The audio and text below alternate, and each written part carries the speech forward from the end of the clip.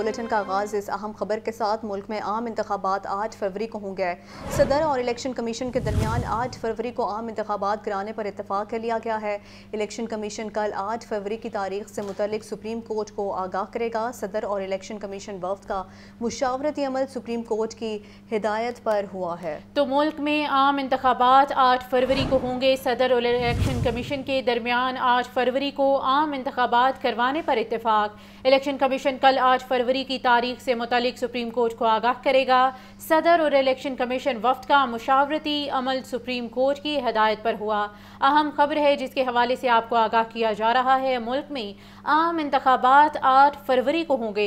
सदर और election commission के दरमियान 8 फरवरी को आम इंतखाबात करवाने पर इत्तफाक किया गया।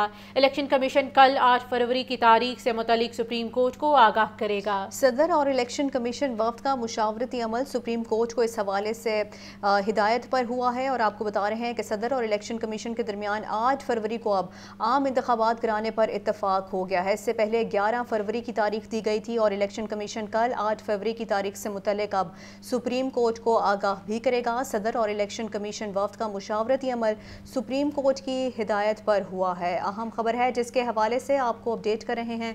मुल्क में आम इंतखाबात 8 फरवरी को होंगे। तफसीलात के लिए बात करेंगे मोहम्मद यासीन से। मोहम्मद यासीन, बताइएगा इस फैसले के हवाले से।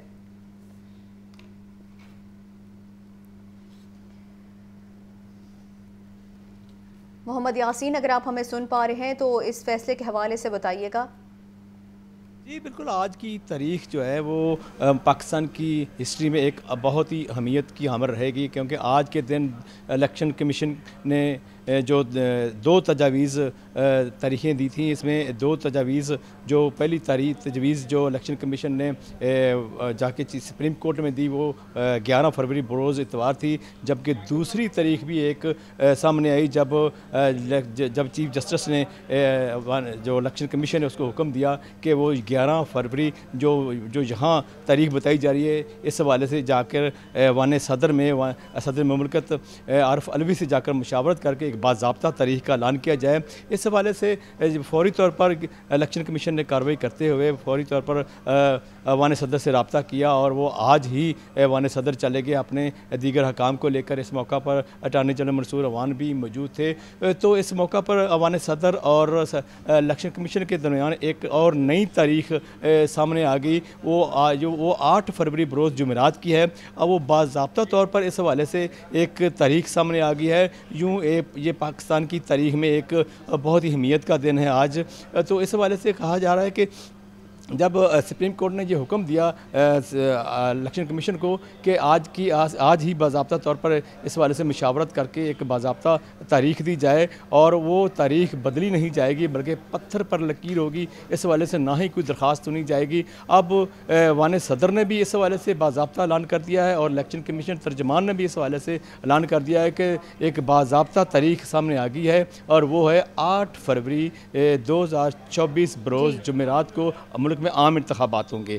तो मैं यहाँ ये बताना चाहता हूँ कि जो इबहाम आज से एक रोज़ कबल जो बड़े बड़े माहिरीन और दानिशवर बता रहे थे कि मुल्क में आम इंतखाबात होते नज़र नहीं आ रहे, बिल्कुल वो झूठ का पुलंदा साबित हुए हैं कि अब वो तारीख सामने आ गई है और कहा जा रहा है कि ये तारीख बिल्कुल हतमी तारीख होगी, क्योंकि इस पर इलेक्शन जो सुप्रीम कोर्ट हुक्म के मुताबिक इस पर सब फ्रीकैन के दस्तखत करके बाकायदा तौर पर कल सुप्रीम कोर्ट में जब जमा कराया जाएगा तो उसकी जो सुप्रीम कोर्ट ही बाज़ाब्ता तौर पर इस तारीख का ऐलान करेगी। तो यूँ ये तारीख हतमी होगी, इसे बदलना तकरीबन नामुमकिन होगा। और पाकिस्तान की तारीख में जो यहाँ ये कहा जा रहा था कि पहले इंतखाबात बहुत मुश्किल इबहाम का शिकार हैं, बिल्कुल वो सबके दावे धरे के धरे रह गए हैं। अब जो इलेक्शन कमीशन ने और वान सदर ने जो बिल्कुल बाज़ाब्ता ऐलान कर दिया है वो एक हतमी तारीख है। और यहाँ ये कहा जा रहा है कि जो कि एक इबहाम है उसकी वजह से मुल्क की मईशत जो है वो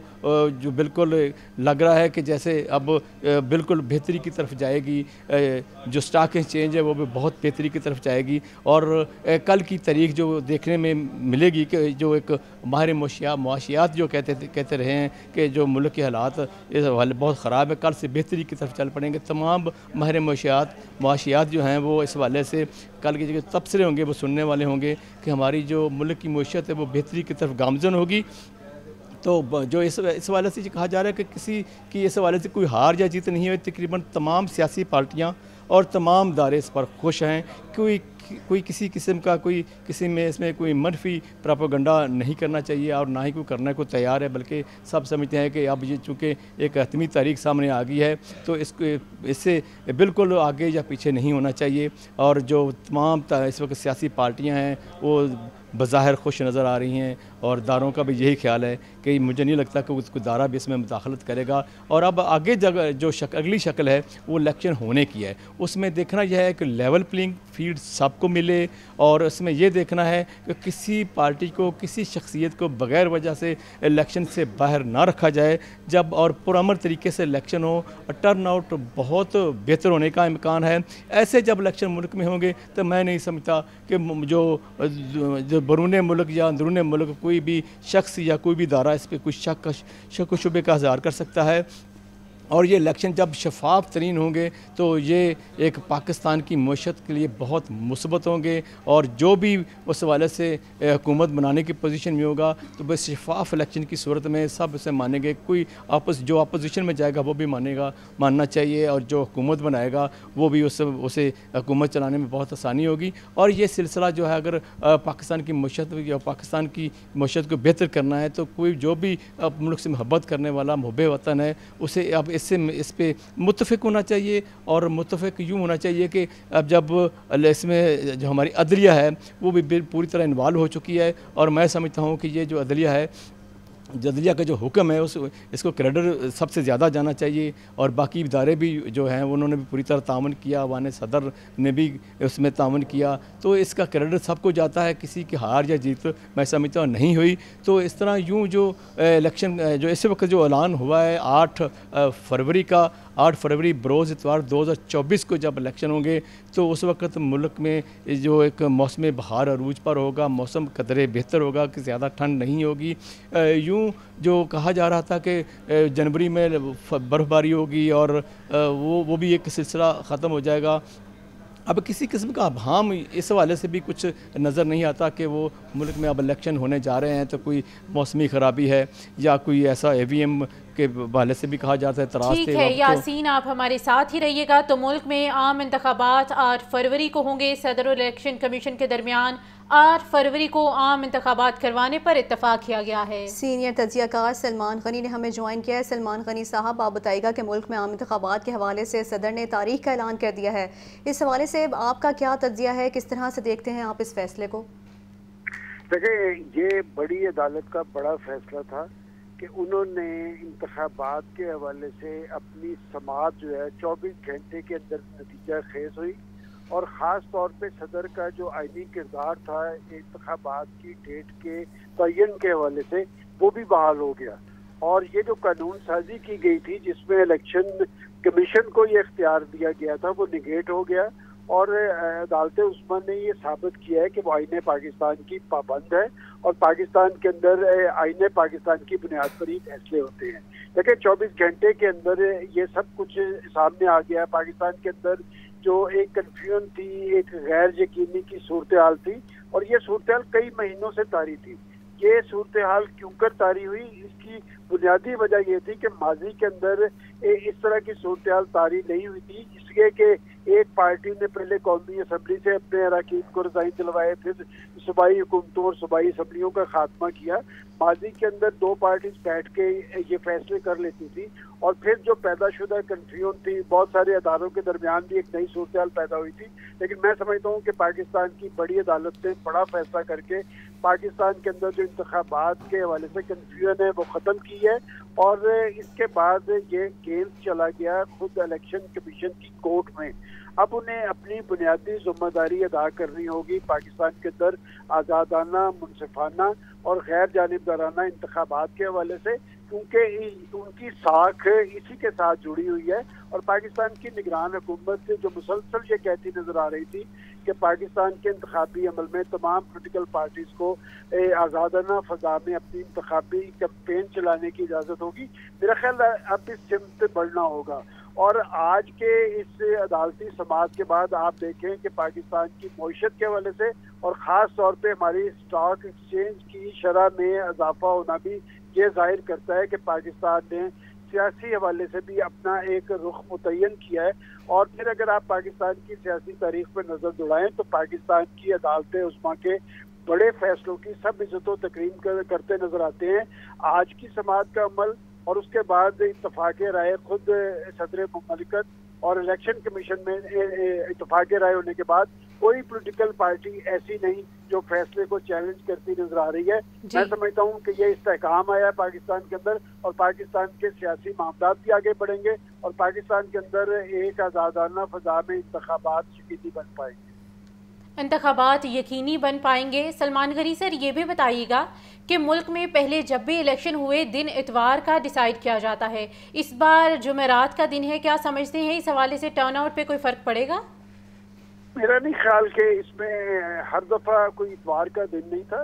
ये दिन का तयन, तारीख का तयन माजी के अंदर ये कंसेंसस से होता था। दरअसल कंफ्यूजन पाकिस्तान में इंतखाबात के हवाले से एक डेट पर थी। मुझे याद पड़ता है कि जब पंजाब और पख्तूनख्वा की असम्बलियाँ तोड़ी गई थी उस वक्त भी जो तारीखों का ऐलान हुआ था तो PTI की लीडरशिप ने इस बात से इत्तफाक किया था कि पाकिस्तान के अंदर इंतखाबात एक ही रोज में होने चाहिए। और ये जो अब 90 रोज के अंदर इंतखाबात के इनकाद के हवाले से अदालती समाअत थी, पहले तो उन्होंने वो सारी जो पटिशन्स थी वो खारिज कर दी, चूंकि पाकिस्तान में एक ही रोज इंतखाबात के हवाले से कोई इख्तिलाफ मौजूद नहीं था। इंतखाबात की डेट के हवाले से कंफ्यूजन जरूर थी, वो पाकिस्तान की बड़ी अदालत ने दूर कर दी है। मैं समझता हूँ कि पाकिस्तान की पोलिटिकल फोर्सेस को अब इंतखाबी अमल आगे बढ़ाने के हवाले से संजीदगी तारी करनी होगी और अपने इंतखाबी मंशूर की बुनियाद पे वो पाकिस्तान के अवाम के पास जाएं ताकि अवाम भी ये तय कर पाए कि आज की सूरत हाल में किस पार्टी के पास ऐसा मंशूर है जो पाकिस्तान को मुआशी और सियासी बुरानों से निजात दिला सके। जी अच्छा, सलमान गनी साहब ये भी बताइएगा कि बाज़ाब्ता तौर पर जो है वो फैसला तो कर लिया गया है, लेकिन आपको क्या लगता है, आपका क्या तज्जिया है कि क्या मुल्क में इंतखाबात 8 फरवरी को हो जाएंगे? मैंने इसीलिए अपने स्टार्ट में ये बात कही थी कि पाकिस्तान की बड़ी अदालत का बड़ा फैसला और बात ये कि रुख मुतय्यन कर दिया गया है। अब ये गेंद आ गया निगरान गवर्नमेंट और इलेक्शन कमीशन की कोर्ट में कि इस फैसले पे किसी को इख्तलाफ नहीं है, लिहाजा अब आगे पाकिस्तान के अंदर साजगार माहौल की फराहमी इन्हीं दो अदारों की जिम्मेदारी है। और पाकिस्तान जमहूरी स्ट्रगल के नतीजे में बना था। आज भी मैं समझता हूँ कि पाकिस्तान की बका और सलामती का इन्हिसार जमहूरियत और जमहूरी अमल पे है। जमहूरी अमल आगे बढ़ेगा तो यकीनन पाकिस्तान को दरपेश जो बहरानी कैफियत है उसमें इस्तेहकाम आ सकेगा। जब आप जमहूरी अमल मौसर अंदाज में चलता है तो लोगों की जिंदगियों में इत्मीनान आता है। दुनिया के जमहूरी माशरों में इंतखाबी अमल के नतीजे में उन मुल्कों के अंदर इस्तेहकाम आता है, जबकि पाकिस्तान की सियासी बदकिस्मती ये रही है कि हमारे यहाँ जब भी इंतखाबात होते हैं हारने वाला हार तस्लीम करने के लिए तैयार नहीं होता और जीतने वाला मसनद इक़्तिदार पे पहुंचने के बाद डायलॉग की सियासत को खैरबाद कहता है, जिससे इंतशार पैदा होता है। मैं समझता हूँ कि अब जिम्मेदारी पाकिस्तान के सियासतदानों और सियासी जमातों पर है कि वो पाकिस्तान के सियासी मामला को किस तरह आगे बढ़ाते हैं। ठीक है, बहुत शुक्रिया सलमान गनी साहब, आपने अपना कीमती वक्त दिया। मोहम्मद यासीन भी हमारे साथ थे। आपको बताएं कि मुल्क में आम इंतखाबात 8 फरवरी को होंगे। सदर और इलेक्शन कमीशन के दरमियान 8 फरवरी को आम इंतखाबात करवाने पर इत्तफाक कर लिया गया है।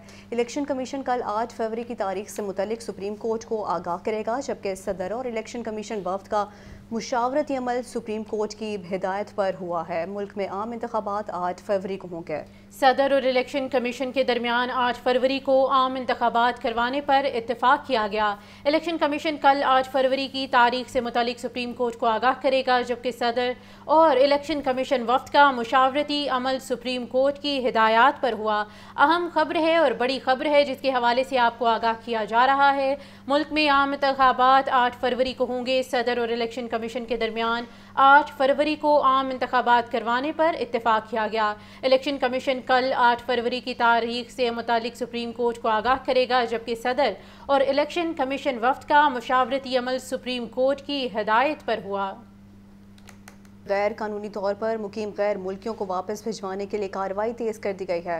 निगरान वज़ीर आला पंजाब मोहसिन नकवी की ज़ेर सदारत अहम इजलास हुआ है। सूबे में गैर कानूनी तौर पर मुकीम गैर मुल्कियों के खिलाफ ऑपरेशन के तरीक़ाकार का जायज़ा लिया गया है। गैर कानूनी तौर पर मुकीम अफराद की मदद करने वालों से कोई रियायत नहीं बरती जाएगी। अहम फैसला किया गया है गैर कानूनी तौर पर मुकीम अफराद की मदद करने वालों से कोई रियायत नहीं होगी और गैर कानूनी तौर पर मुकीम गैर मुल्कियों को वापस भिजवाने के लिए कार्रवाई तेज़ कर दी गई है। निगरान वज़ीर आला पंजाब मोहसिन नकवी की ज़ेर सदारत अहम इजलास हुआ है। सूबे में गैर कानूनी तौर पर मुकीम गैर मुल्कियों के खिलाफ ऑपरेशन के तरीक़ाकार का जायज़ा भी लिया गया है। तो गैर कानूनी तौर पर मुकीम गैर मुल्कियों को वापस भिजवाने के लिए कार्रवाई तेज़ हो चुकी है। निगरान वज़ीर आला पंजाब मोहसिन नकवी की ज़ेर सदारत अहम इजलास हुआ। तमाम दावे हवा हो गए। स्मोक का सीज़न शुरू होते ही आलूदगी के एतबार से लाहौर पहले नंबर पर आ गया है। हस्पतालों में सांस और आंखों के अमराज में मुब्तला मरीजों की तादाद में इजाफा होने लगा है। आने वाले दिनों में सूरत हाल मजीद ख़राब होने का खदशा है। लाहौर से सुहेल कैसे की रिपोर्ट देखिए। स्मोक का सीजन क्या शुरू हुआ कि सफरियत ने अभी से अपनी मौजूदगी का भरपूर एहसास दिलाना शुरू कर दिया है। लाहौर में औसत एयर क्वालिटी इंडेक्स माह नवंबर के आगाज पर ही 400 की हद पार कर गया है। यूं समझ लीजिए कि स्मोक सीजन के आगाज से ही लाहौर दुनिया भर में पहले नंबरों पर दिखाई देने लगा है। अखां 'च पैंदा है ते गले नूं पैंदा है, बहुत कड़वा लगता है। आंसू आने लग जाते हैं जिथे ज़्यादा धुआं होवे। सिकोट पिंडी का हमारा इलाका है तो वो खुला फसलों वाला एरिया, उधर जो है ना सर बहुत ज़्यादा ये इफेक्ट करता है और ख़ासतौर पे बच्चों की आइज़ में प्रॉब्लम हो रही है। आलमी इदारा सेहत करार देता है कि हवा की क्वालिटी के हवाले से तय की गई गाइडलाइंस के बरक्स लाहौर में 30 गुना ज़्यादा फ़ज़ाई आलूदगी है। इसका नतीजा ये निकला है कि हॉस्पिटल्स में सांस और आंखों के अमराज में मुब्तला मरीजों की तादाद में तेज़ रफ्तार इजाफा देखने में आ रहा है। हमारे पास पेशेंट सांस की बीमारियों के, नाक कान गले के ज़्यादा आ रहे हैं, खासकर बच्चे और बूढ़े, उनमें भी ये हमारे पास पेशेंट ज़्यादा आ रहे हैं। इसलिए कि स्मोक की वजह से जो सस्पेंडेड पार्टिकल्स हैं, जो इम्प्योरिटीज़ हैं, वो हमारी सांस की नालियों को इरिटेट करते हैं, इन्फेक्शन करते हैं और बाकी बीमारियों का बायस होते हैं। ऐसे में ये सवाल बहरहाल पूरी शिद्दत के साथ सर उठाता है कि आखिर वो दावे कहाँ जाते हैं जो मुतल्लका महकमों की तरफ से पूरा साल हमारे सामने आते रहते हैं, अगरचे हुकाम अब भी जल्द बेहतरी के लिए पुरयकीन हैं। सारे महकमे पिछले 2-3-4 माह से, बल्कि हमारा महकमा तो मई से इसके ऊपर काम कर रहा है और इस वक्त 80% जो इंडस्ट्री है हमारी, जो शुमाली लाहौर की प्रॉब्लमेटिक इंडस्ट्री थी, उसमें एमिशन कंट्रोल सिस्टम इंस्टॉल हो चुके हैं। इसी तरह हमारा मोर देन 75% भट्टा जिगजैग पे कन्वर्ट हो गया। बहरहाल दामों से ज़्यादा अहम ये होता है कि उनकी ताबीर दिखाई भी दे। स्मोक पर काबू पाने के लिए तमाम इंतजामात और इकदामात के दावे अपनी जगह, जिन्हें हम तस्लीम भी करते हैं, लेकिन सूरत हाल ये हो चुकी है कि दिन के औकात में भी अपनी पूरी कोशिश के बावजूद सूरज अपनी भरपूर झलक दिखलाने में नाकाम रहता है और उसका एक मंजर आप इस वक्त भी मुलाहिजा कर रहे हैं। कैमरामैन फैसल रहमान के साथ सुहेल कैसर, लाहौर न्यूज़। स्मोक शहरियों पर भारी पड़ने लगी। शहर में फ़िज़ाई आलूदगी की शरह में ख़तरनाक हद तक इजाफा हो गया। जहरीली स्मोक से सैकड़ों अफराद बीमार होकर हस्पताल जा पहुँचे। मोहम्मद बिलाल की रिपोर्ट देखिए। शहर में फ़िज़ाई आलूदगी की शरह में ख़तरनाक हद तक इजाफा। लाहौर दुनिया भर के आलूदा तरीन शहरों में फिर सरे फहरिस्त। स्मोक से सैकड़ों अफराद बीमार होकर हस्पताल जा पहुँचे। जिना हस्पताल में गुज़श्ता 2 रोज़ में 200 मरीज, म्यू हस्पताल में 150 और गंगाराम हस्पताल में 150 मरीज रिपोर्ट। जिना हस्पताल के प्रोफेसर अशरफ ज़िया का कहना है कि खुश्क खांसी, गले की खराबी, आंखों में खारिश, सांस में दुश्वारी की शिकायत, नाक, कान, गला और फेफड़ों के मरीजों के लिए मुश्किलात बढ़ गई। 2 तरह के मरीज हैं। एक वो जो सांस की बीमारियों के साथ हैं, जिनमें पहले कुछ थोड़ी सी प्रॉब्लम हो और उसमें ये इन दिनों में उनकी जो मर्ज़ है वो बढ़ जाती है। और दूसरा जो एक आशुब चश्म चूँकि अभी ताज़ा वो गुजरा है, तो अब स्मोक जो है ये आँखों पे भी अटैक करती है, जिससे कंजक्टिवाइटिस होता है, आँखों से पानी आना शुरू हो जाता है। तो इससे बचने के लिए ये है, एक तो अगर आप कोई बहुत ज़रूरी ना हो तो सफ़र ना करें।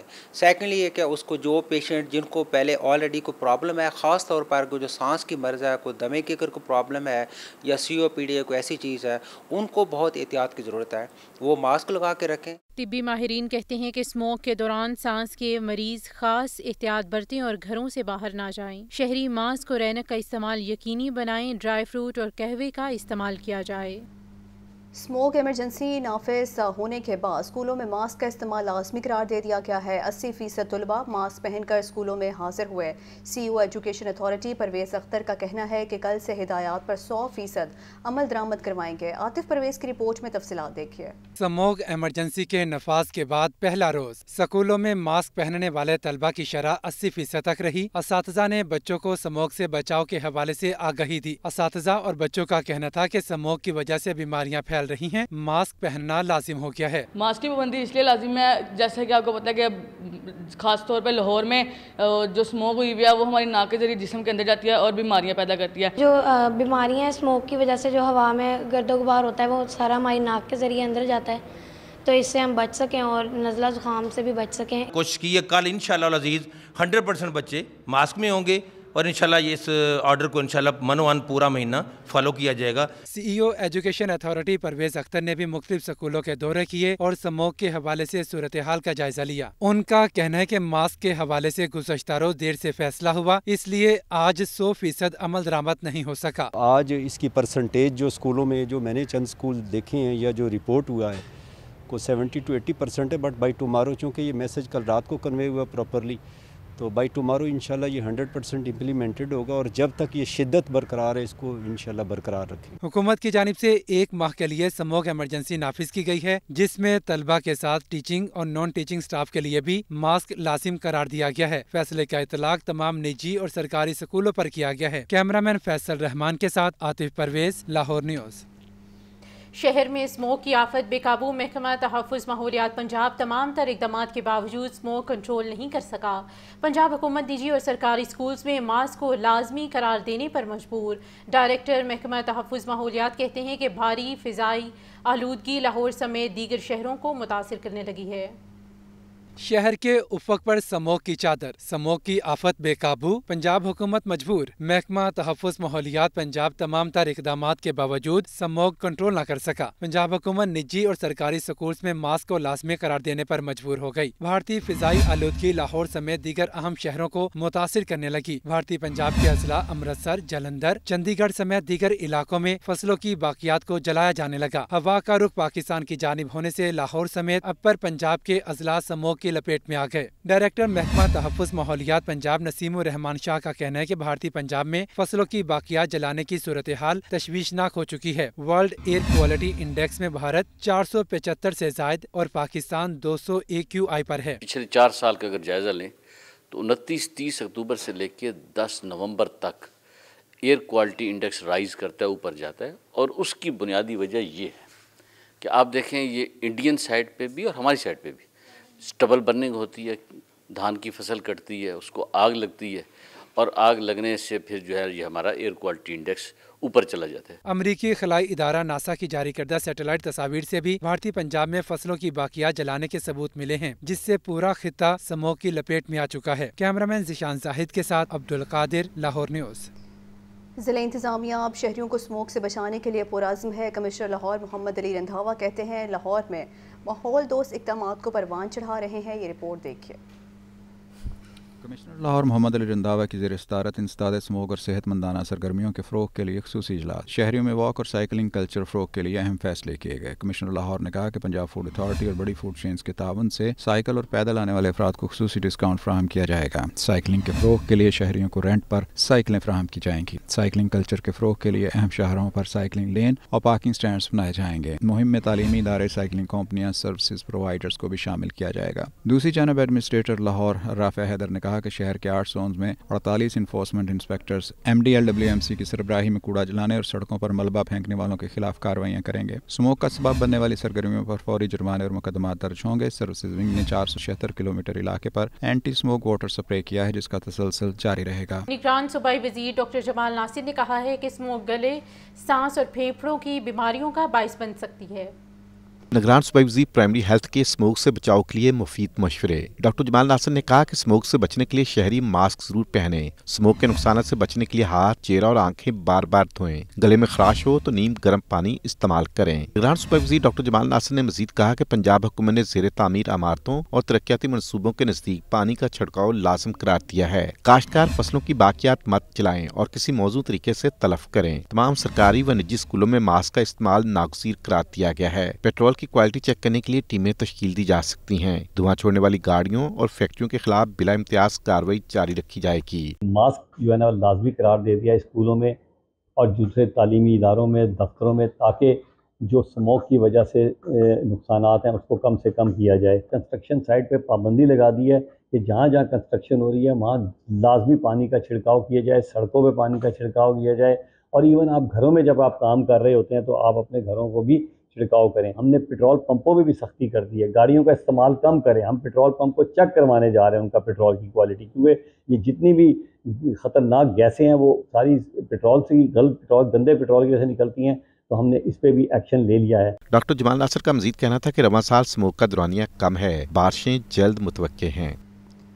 पोलियो के खात्मे की खसूसी मुहिम का चौथा रोज़ है। पहले 3 रोज़ में 30,57,000 बच्चों को कतरे पिलाए गए। इस हवाले से रिपोर्ट देखिए।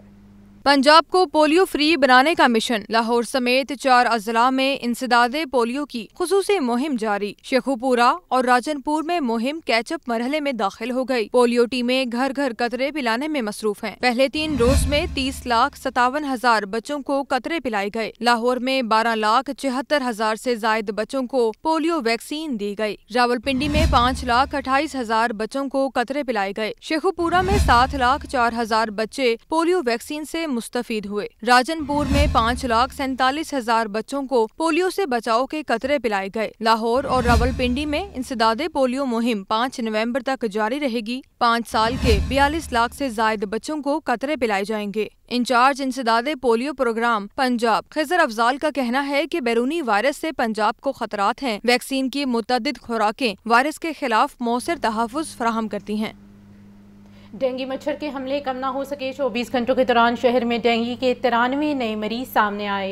सूबे भर में 181 मरीजों में डेंगू की तस्दीक हुई। ये रिपोर्ट देखिए। डेंगू बुखार का जोर बरकरार। लाहौर समेत पंजाब भर में डेंगू केसेस और लार्वा में इजाफा जारी है। 24 घंटों के दौरान शहर में डेंगू के 93 नए मरीज सामने आ गए। सूबे भर में 181 मरीजों में डेंगू की तस्दीक हुई। रवां साल पंजाब के 36 अजला में डेंगू के 9,693 कन्फर्म मरीज रिपोर्ट। लाहौर के अस्पतालों में इस वक्त डेंगू के 70 मरीज जेर इलाज। पंजाब भर के अस्पतालों में डेंगू के 155 मरीज दाखिल हैं। डेंगू की रोकथाम के लिए शहरी महकमे सेहत की टीमों से ताउन करें। अपने माहौल को साफ और खुश्क रखें। जिलानी पार्क में लाहौर के नाम से फेस्टिवल 2023 का आगाज़। खाने पीने के स्टॉल पर शहरियों का रश लग गया।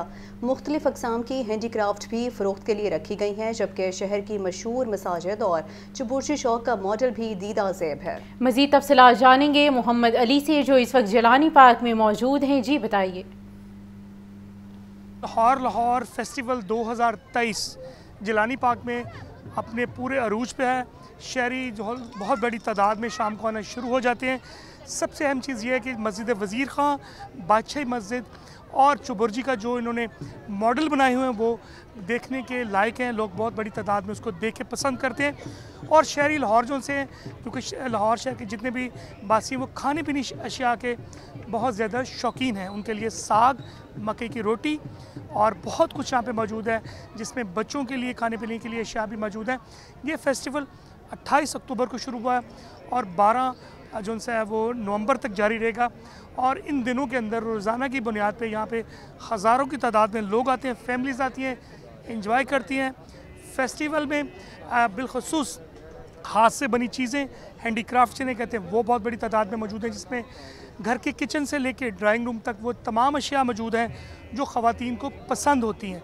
फैमिली भी मेरे साथ मौजूद है, इनसे भी पूछ लेते हैं। सर ये हमें बहुत अच्छा लगा रहा कि जिस तरह के मौजूदा हालात चल रहे हैं, जो ग्राउंड रियलिटी वो बिल्कुल इसके मुतज़ाद है। हर बंदा डिप्रेशन का शिकार है, हर बंदे को कोई परेशानी है, मुसीबत है, दुख है। लेकिन जिस तरह ये डीसी साहब लाहौर ने या कमिश्नर साहब या जो भी लाहौर की ज़िले इंतज़ाम है, उन्होंने बहुत अच्छा एक इवेंट अरेंज किया है। नहीं भाई, अभी तो हम आए हैं तो हम देखते हैं, तो फिर हम बहुत अच्छा लगा है। बच्चों को दिल चाह रहा था तो फिर हम लेके आए हैं। जी आपने सुना है, बच्चों ने बहुत इंजॉय किया है। खाने पीने की अशिया यहाँ पे बहुत ज़्यादा है, जिसमें बहुत सारी वैरायटीज़ भी हैं। ये मेरे बिल्कुल बैक पे एक स्टॉल लगा हुआ है जिसमें लाहौर की मशहूर सजी भी मौजूद है, साग मौजूद है, मकई की रोटी है, टिक्के कबाब हैं, जो लाहौरिये खाते हैं वो सब कुछ इस एक छत के नीचे मौजूद है। रश जैसे जैसे वक्त गुजरता है, रोज़ाना की बुनियाद पर रश बढ़ता है। एक दूसरी फैमिलीज़ को बताती हैं जाकर, स्पेशली तौर पे ख़वातीन की जो हैंडीक्राफ्ट्स हैं जो उनको पसंद होती हैं, ड्राइंग रूम में रखने के हवाले से या मेकअप की चीज़ें, बहुत सी चीज़ें हमने देखी हैं पे जो क्वालिटी वाइज भी अच्छी हैं और बहुत बड़ी तादाद में लोग उनकी ख़रीदारी भी कर रहे हैं। जी ठीक है, बहुत शुक्रिया मोहम्मद अली, आपने आगाह किया। न्यूज़ बुलेटिन में अब तक के लिए इतना ही।